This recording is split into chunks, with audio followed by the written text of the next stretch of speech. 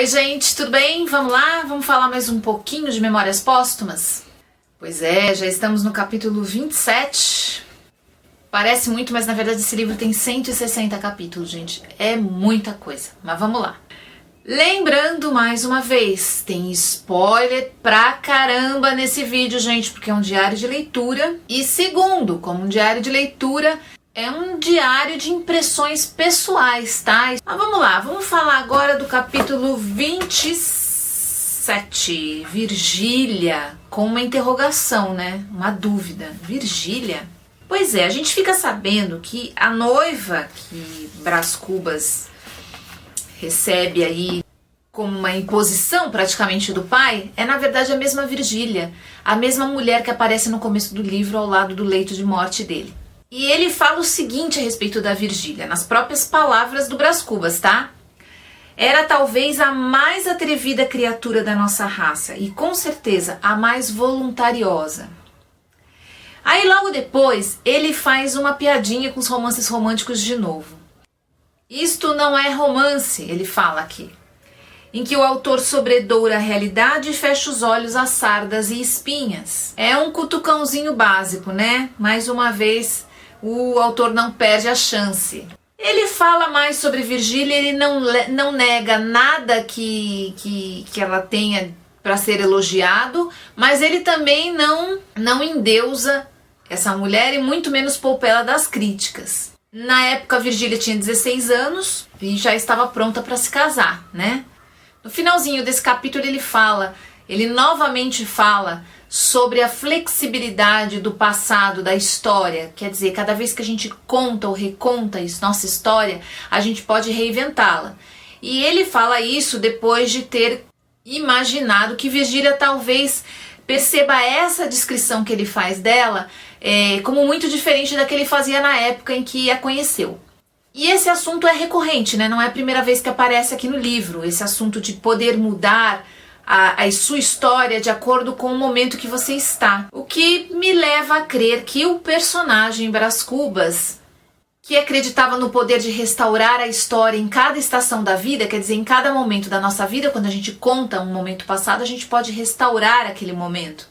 Também acreditava que a vida nada mais era do que aquilo que a gente acreditava ser, quer dizer, aquilo que a gente colocava como a descrição mais fiel possível do nosso passado, aquilo que a gente mais acredita, aquilo que a gente conta, aquilo que a gente acaba contando tantas vezes que a gente passa a acreditar que é verdade. É uma ideia que já apareceu 2 vezes, por isso que é interessante a gente lembrar.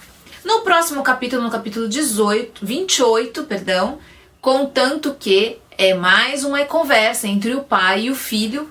Nessa discussão, o pai tenta argumentar por que ele deve virar político, aceitar um cargo público e se casar. Brás Cubas não quer nenhum nem outro. E a razão é muito simples, ele já disse isso em outros capítulos. Ele não quer responsabilidade. E tanto uma coisa quanto a outra vai trazer para ele muita responsabilidade. E ele não quer, ele quer continuar naquela vida boa dele. Tanto que ele chega a argumentar com o pai que ele aceitaria um só desses cargos, vamos dizer assim. Que o pai diz que são praticamente a mesma coisa, ser um homem casado ou ser um político. Que já é uma opinião aí bem polêmica, né, vamos dizer. Ele diz que a noiva e o parlamento são uma mesma coisa. E o pai aí faz um pequeno discurso dizendo que não investiu tanto, não gastou tanto dinheiro, não gastou tanto tempo e teve tantas esperanças no filho se ele não der algum tipo de retorno para ele. Quer dizer, o filho, o investimento, né? Aquele filho que recebe do pai, que já está imaginando o que ele vai ser no futuro.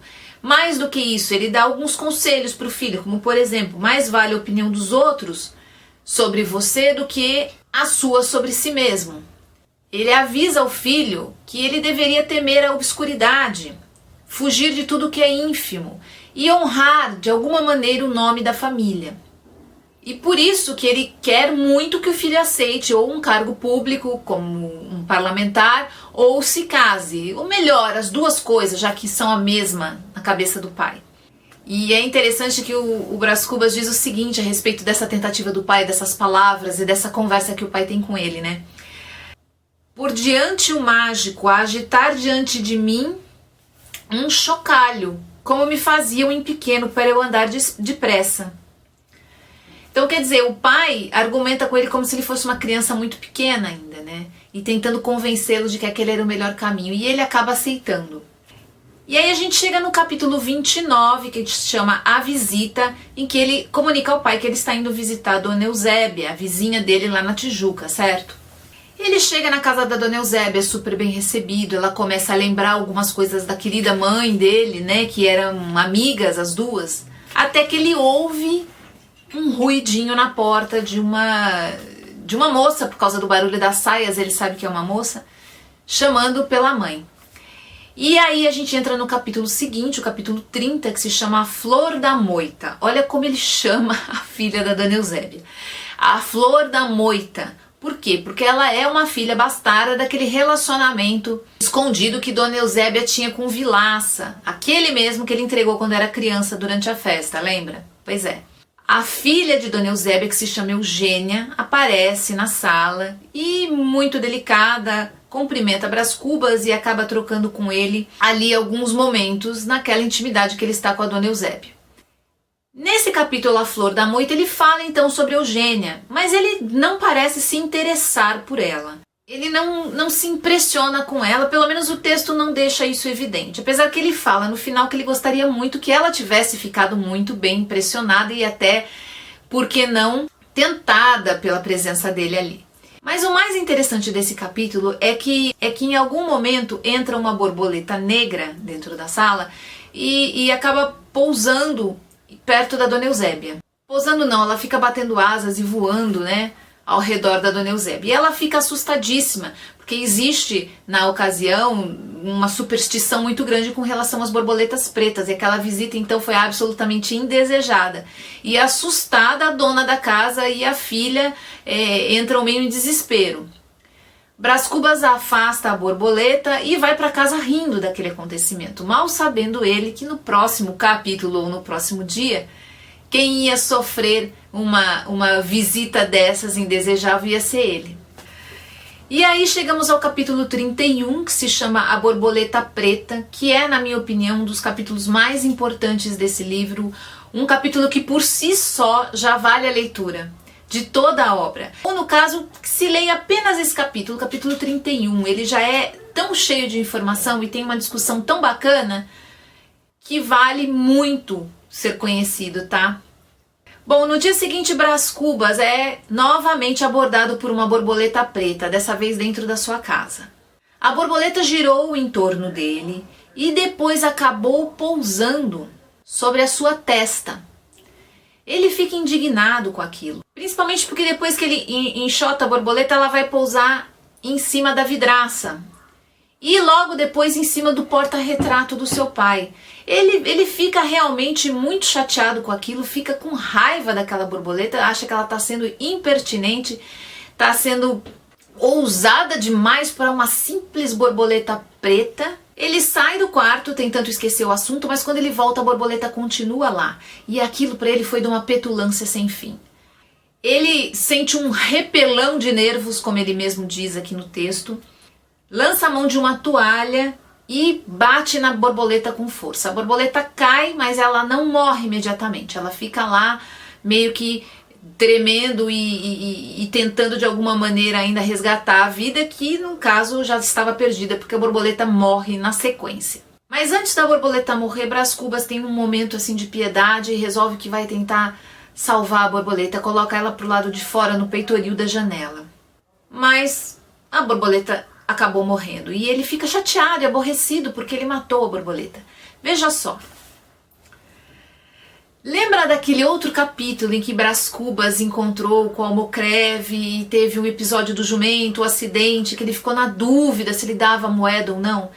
É exatamente a mesma situação que ele está vivendo aqui com essa borboleta. Aqueles minutos em que ele sente que ele não está agindo corretamente, mas ele tenta refletir, analisar o assunto mais de perto e traz o leitor dentro dessa situação aqui no livro. Ele fica um pouco aborrecido e incomodado porque ele matou a borboleta. Mas o primeiro raciocínio dele, quer dizer, a primeira reflexão dele é a seguinte, eu vou até ler a frase porque é uma frase célebre, né? Também por que diabo não era ela azul? Ele argumenta que a cor da borboleta definiu o comportamento dele, quer dizer, algo externo acabou modificando o caráter dele diante daquela situação.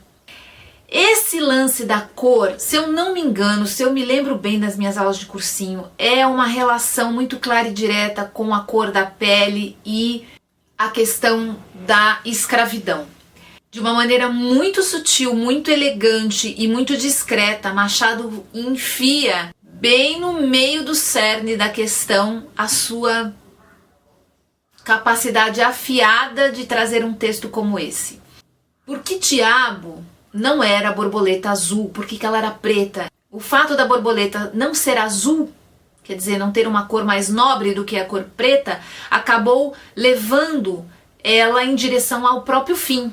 Não satisfeito com isso, ele começou a ir mais longe na sua reflexão e imaginou, inclusive, que a borboleta, ao sair do seu universo, adentrar no universo dele, de Brás Cubas, e encontrá-lo, acabou imaginando que ele era o inventor das borboletas, quer dizer, um ser superior a ela.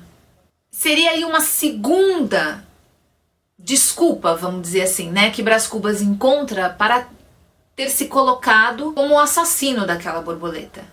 Ele diz também que não bastou tudo que a borboleta tinha, que era o céu, as flores, o verde, não, ela precisava de um líder, né? Ela precisava de alguém superior. E ela o encontrou e ele assim definiu que aquela ia ser a vida da borboleta. A frase que ele usa é a seguinte: veja como é bom ser superior às borboletas, porque é justo dizê-lo. Se ela fosse azul ou cor de laranja, não teria mais segura a vida. Não era impossível que eu atravessasse com um alfinete para o recreio dos olhos.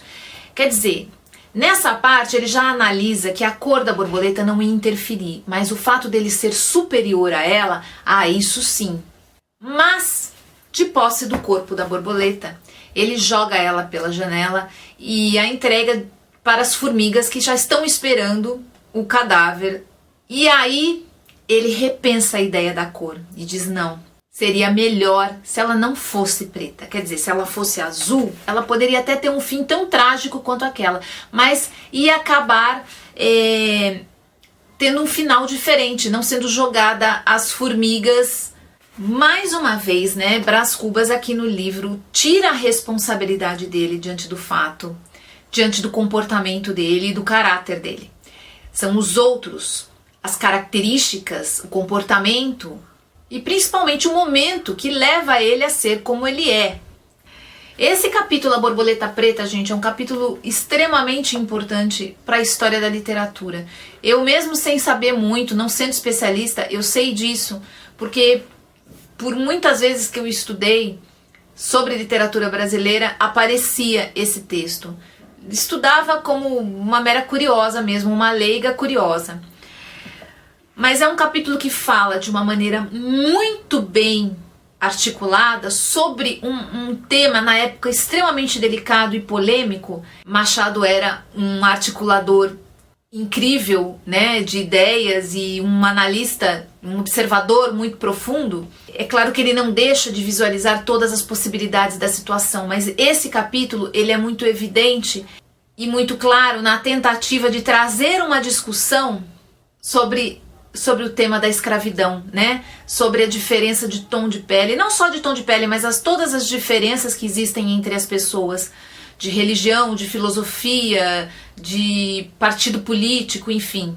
É de uma extrema habilidade, de uma beleza sem fim esse capítulo, gente. Se você não tiver oportunidade de ler tudo, de ler toda a obra, pelo menos chegar nesse capítulo A Borboleta Preta vai fazer uma grande diferença na sua vida como leitor, principalmente um leitor que aprecia a literatura brasileira. Sem sombra de dúvida, A Borboleta Preta é um dos capítulos mais incríveis, assim como o Almocreve, que eu falei. Eu acho que são dois dos meus capítulos favoritos até agora, né? Difícil porque daqui pra frente vai ter muita coisa boa ainda. Gente, é isso. Obrigada. Amanhã a gente tá de volta lendo os capítulos. Hoje eu vou falar do capítulo 32 ao capítulo...